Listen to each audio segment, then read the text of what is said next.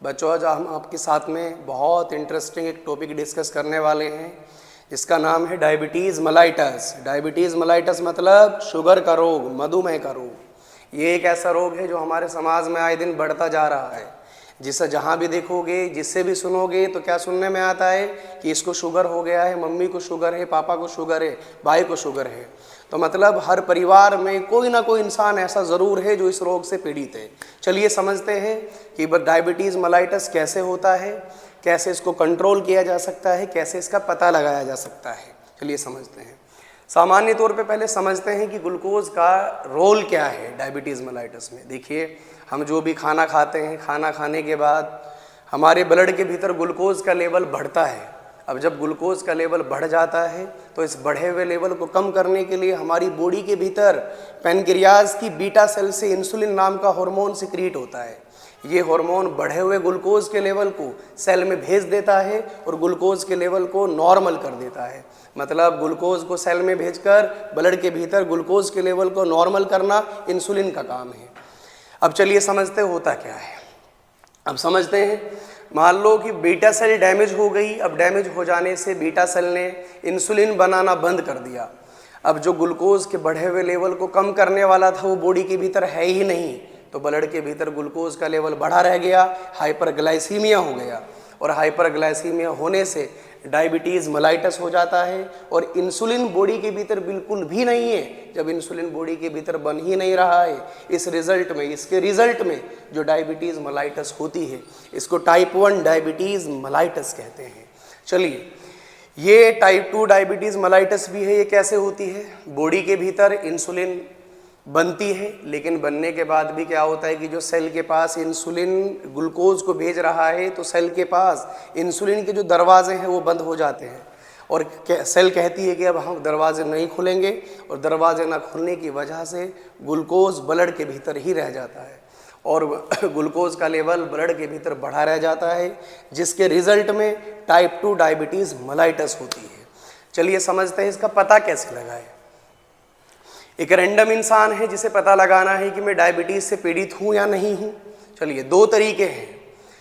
हमें अपने ब्लड को जांचवाना है, ब्लड की टेस्टिंग करनी है। टेस्टिंग दो तरीके से की जाती है। एक होती है फास्टिंग ब्लड शुगर टेस्ट, एक होता है post prandial blood sugar test. Fasting का मतलब क्या है? जब किसी इंसान को खाना खाए हुए 8 घंटे या उससे ज़्यादा का समय हो जाता है, इसको फास्टिंग ब्लड शुगर कहते हैं। समझते हैं, अगर फास्टिंग ब्लड शुगर चेक करी है रैंडमली, और ब्लड शुगर की जो रेंज है वो 70 से लेकर 100 मिलीग्राम पर डेसीलीटर आती है, तो इस इंसान को घबराने की ज़रूरत नहीं है, इसे डायबिटीज़ मेलाइटस नहीं हुआ है।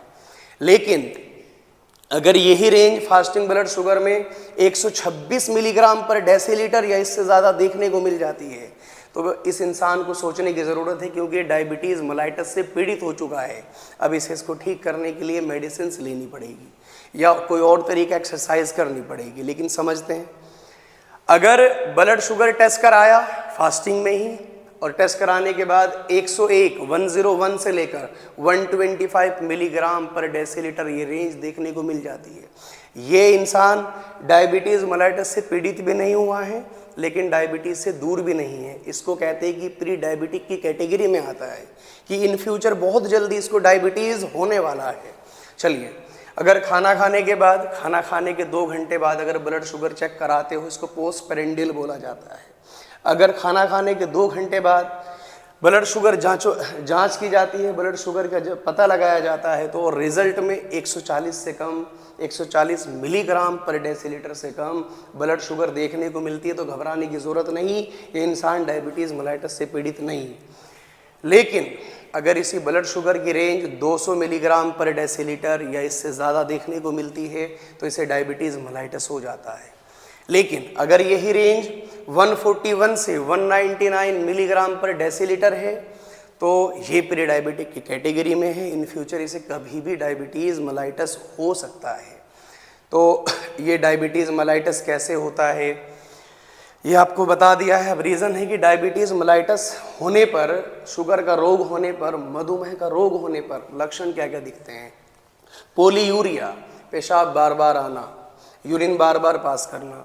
पोलीडिप्सिया, बहुत ज़्यादा प्यास लगना, बार बार पानी इनटेक करना। पोलीफेजिया, बार बार भूख लगना। वेट लॉस, बहुत ज़्यादा वेट लॉस होना शुरू हो जाता है। नमनेस, पैरों में झंझनाहट रहती है, सुनपन रहता है। और ब्लड विज़न, देखने में धुंधलापन सामने आता है, धुंधलेपन के साथ में दिखाई देता है। ऐसे ही जैसे चोट लग गई, कोई घाव बॉडी में बन गया, घाव का देर से भरना। जो शुगर का पेशेंट होता है ना, जरा सी चोट लगने पर अगर कोई घाव बन जाता है तो ये घाव बहुत देर से भरता है। घाव की वुंड की हीलिंग ही नहीं होती, देरी से होती है। और कोई भी इन्फेक्शन बहुत फ्रीक्वेंटली होता है, तेज़ी से होता है। चलिए बच्चों, आज हमने आपके सामने डायबिटीज़ के बारे में बहुत कॉमन सा डिस्कशन किया है कि डायबिटीज़ क्या है, कैसे होता है, इसके लक्षण क्या है। अगली वीडियो में हम आप इसके प्रिकॉशन और ट्रीटमेंट के बारे में बात